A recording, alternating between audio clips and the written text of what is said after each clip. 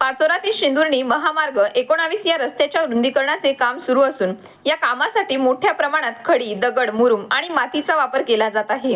संबंधित ठेकेदाराने कोकडी व आंबेवडगाव शिवारातील खडकाळ शेतजमीन विकत घेऊन त्या ठिकाणी मोठ्या प्रमाणावर उत्खनन सुरू केले आहे।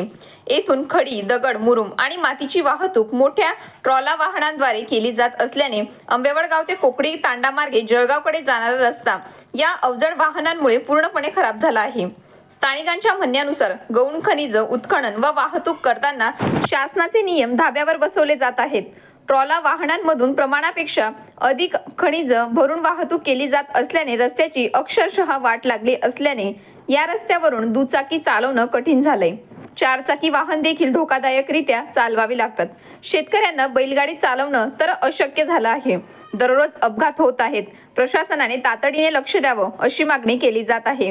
कारण धुळीचे ढग, खोल खड्डे आणि तुटलेला रस्ता यामुळे नागरिकांच्या सुरक्षिततेचा गंभीर प्रश्न निर्माण झाला आहे।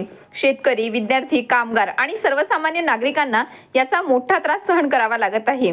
या पार्श्वभूमीवर संबंधित ठेकेदाराने त्वरित रस्त्याची दुरुस्ती करून नागरिकांना दिलासा द्यावा अशी जोरदार मागणी स्थानिकांकडून होत आहे। सार्वजनिक बांधकाम विभाग प्रशासन याकडे कितपत गांभीर्याने पाहते हे पाहणे महत्त्वाचे ठरणार आहे।